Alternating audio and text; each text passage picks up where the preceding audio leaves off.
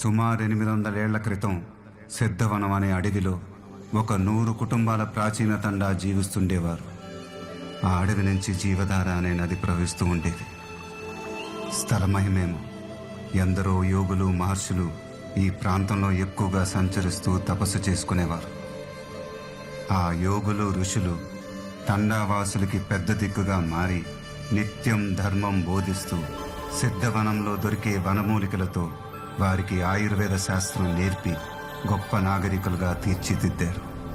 ఎన్ని తరాలు మారినా ఏ విపత్తు వచ్చినా ఈ అడవిని వీడకూడదని, సిద్ధవనాన్ని కాచుకొని ఉండటం వాళ్ళ ధర్మమని వారికి ఒక సృష్టి రహస్యం బోధించారు.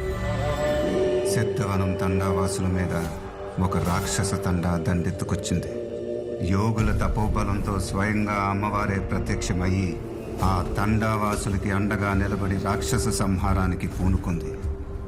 కళ్ళెదుట జరుగుతున్న సంహారాల్ని చూసి ఆ తండావాసులు భయపడుతుంటే అమ్మవారు తాత్కాలిక గ్రహణం సృష్టించి చీకట్లో సంహారాన్ని కొనసాగించింది. సంహారం పూర్తి చేసి ఆ తండావాసులకి అండగా ఉండిపోవాలనుకుందేమో. జీవధార అవతల వైపు ఉన్న ఒక రాతిగుట్టపైన నిలబడి సిద్ధవనం తండాకి రేయింబగళ్ళు కాపులాగా ఉండిపోయింది అమ్మవారు. నెమ్మదిగా అమ్మవారికి ఆ తండావాసులు ఒక ఆలయాన్ని నిర్మించారు. జీవధార నీళ్లతో, సిద్ధవనం పత్రీ పూలతో నిత్యం అభిషేకం చేస్తూ అమ్మవారిని కొలిచే ఆ తండావాసులు తమ తండా అమ్మవారి పాదాల దగ్గర ఉందని ఆ తండాకి పాదఘట్టంగా నామకరణం చేసుకున్నారు. శతాబ్దాలు గడిచే కొద్దీ ఆలయం ప్రసిద్ధి చెంది చుట్టుపక్కన ఒక నగరం ఆవిర్భవించింది.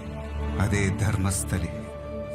పాదఘట్టం వలన పుట్టి పాదఘట్టమే పెద్ద దిక్కుగా నిత్యం ధర్మంతో శతాబ్దాలుగా వైభవంతో వెలిగింది ధర్మస్థలి.